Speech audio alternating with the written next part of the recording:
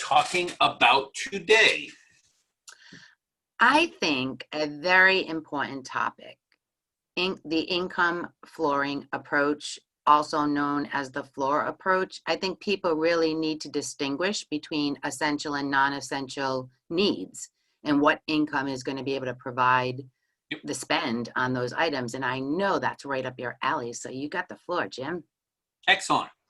Well, why don't, and I agree with you, this is a critical concept that retirees need to know. Retirement is not about having a whole bunch of money, putting it in a mutual fund and taking out a portion and keeping your fingers crossed that you don't run out of money. So the income floor approach is adopted by so many different scholars in the financial industry. So to explain the concept, let's use an example. And Susan, I love to use nice, easy numbers because I'm not a brainiac. So let's say we have a husband and wife who are both 70, both have been working their entire lives, and they're retiring now. And they figured out that they need about $80,000 per year to live off of. That's a good number for them. And then they've also taken the step that they figured out that 50,000 of it is non-discretionary. Those are the bills like cable bill, phone bill, stuff like that. Are bills that they're gonna have for the rest of their life. And then the other 30,000 is discretionary, sort of their wanna-haves, like going out to dinner 4 times per week, maybe having a gym membership, stuff like that. Now we'll say this couple also did a great job saving. Let's say they have, and again, I love nice, easy numbers. Let's say they have $1 million saved in their 401ks. Okay, so now we figured it out. They have $1 million to work with in investable assets. They need $80,000 to live off of per year. 50,000 of it is non-discretionary or bills, and 30,000 of it is discretionary or sort of wanna-haves. So what we want to do, Susan, at that point is we want to sit and take a look at that 50,000 and see if we have any income stream coming in. Now, these people are probably, like I said, 70 years old, so they're probably getting some sort of Social Security. Let's say they're getting, most couples at that age are probably going to be receiving about $40,000, give or take. Some a little bit more, some a little bit less. But between the two of them, let's say $40,000. So now they have $40,000 that they can use towards that $50,000 bill need. So that takes up about this much, but there's still a gap. There's still a gap of about $10,000. And that's what we need to fill with some portion of that $1 million investable assets. Now, a lot of people think that if they're going to put it into something, it's all or nothing. They have to use all of the million or none of it. And that's absolutely not the case. So let's say we're going to fill it with some sort of income stream. We're going to build our own pension. Okay, and we're going to use, in this situation, there's a lot of different ways they can go, but they want to be in something that will never run out of money. That's going to be there in case, say, both of them live to 110 years old. Mm-hmm. So they're going to purchase an income annuity, what's called a SPIA, a single premium immediate annuity, and they're going to purchase just enough money or that will generate that $10,000 per month.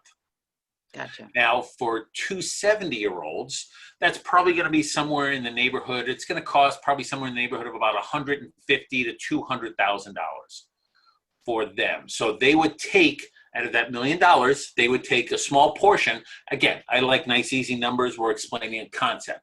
Let's take $200,000 from that, put it in an income annuity that is going to pay the couple that $10,000 as long as one of them is alive. Now we've taken care of all their bills for the rest of their life. They never have to worry about any more bills from this point forward. And they still have about $800,000 in their 401ks to take care of the discretionary expenses, the wanna-haves. And that's, that you can use a lot of different things. You have a lot of flexibility. You can use investments.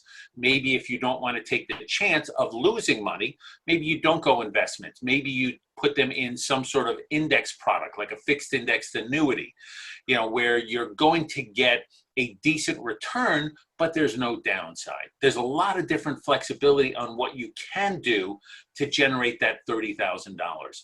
But the other thing is, what happens, say, if the market goes down and you're in mutual funds, there's different things you can do. Maybe if you have some cash value life insurance, you can make up for that. If you have, right up your alley, if you have a HECM set up, you can maybe take that to alleviate the $30,000 for, that year till the market comes back. A lot of different things you can do. But the key is you want to take care of the bills with something that's fully guaranteed that they're never going to run out of. And once you do that, everything else is gravy. So maybe out of the $1 million that you've saved, maybe you're using 500,000 or half of it to pay for all of your bills for the rest of your life. And you still have that other $500,000 for, maybe you buy a new car, maybe you buy an RV or something that is sitting there. Maybe you pass it on to the kids. It just gives you more flexibility. Whereas, say, if you took that whole $1 million and say took 4% off of it, okay, this is what a lot of people talk about. Let's going to take 4% off every year off that $1 million, which is $40,000. With Social Security, that would take care of all their bills. That's great. Seems like that's the best way to go because you still have control of the money.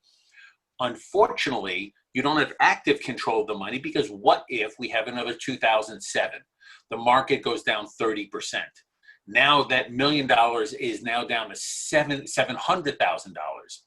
You can't still take that 4% out and have enough money. You'd have to take out more percentage. And that's just a recipe for disaster. So that's why I really like the income or the income floor approach, because it takes a lot of the different risks that a retiree has off the table. And there's a lot of different ways we can go with this, Susan. But in a nutshell, that's what the income floor approach is. So do you think typically the product that is looked at for this is the annuities, or is there anything else? There's a lot of different ways you can go. I would say to cover the non-discretionary expenses, most of the time, the best product is an income annuity, because you're taking advantage of the mortality credits that are associated with that product that's very unique in the industry. Sometimes there's other types of products that will do just as good of a job. You can also use something called a bucketing strategy, where let's say you take a certain portion of the $1 million and you earmark it for ages 70 to 75. You take another portion, earmark it for ages 75 to 80, and do things like that. And you can do that and then maybe purchase the income annuity at age 85 or 80, when you have more mortality credits coming into play. So there's a lot of different strategies to use to cover both discretionary and non-discretionary.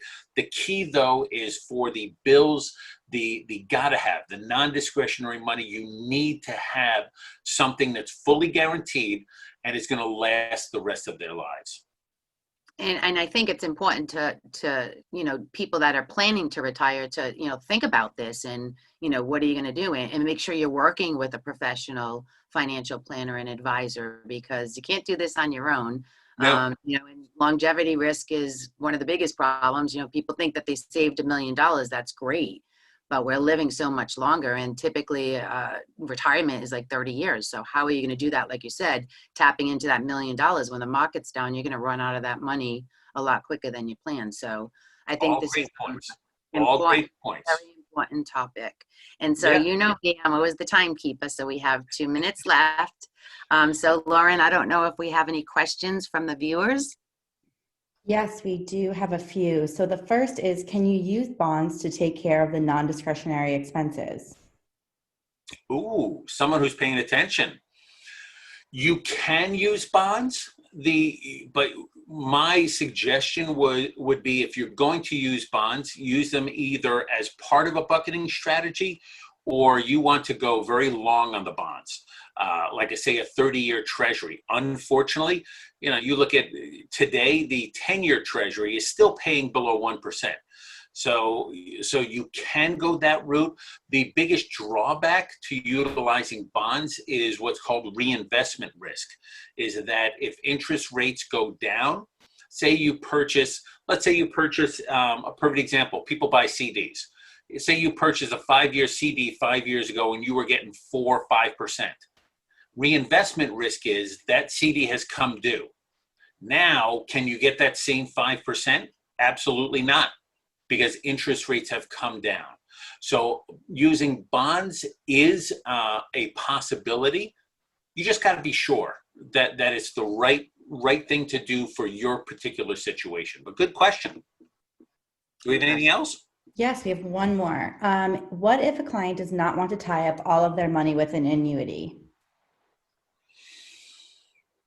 Interesting. Now, this person, I think, probably was not paying attention that much to what we just spoke about.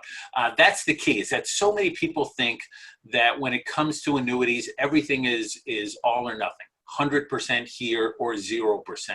It's not that way.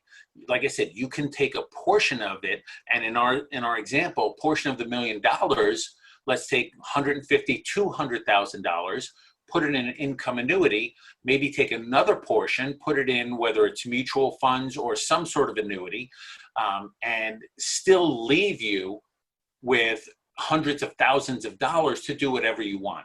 So it is a good question, because so many people out there always think that an annuity is, I got to move all my money here or all my money there, and that's just not the case. So, I mean, I don't think people are educated enough about annuities either. There's just, you know, it's really important that they educate themselves and have that financial planner and advisor inform them what the best strategy is. But, you know, a lot of people, they just don't know. So I think that's why we're doing what we're doing, just trying to give a tip every 2 weeks. And speaking of that, every 2 weeks, in 2 weeks, it will be Thanksgiving. So instead of having our 12 minutes live, just watch out for a nice Thanksgiving message from me and Jim in 2 weeks. So again, thanks, Jim. Great topic. Thanks, Lauren, for all your help. And thanks to our viewers for tuning in today. See you soon. Have a great day. Thanks. Take care, everyone. Bye. Bye-bye.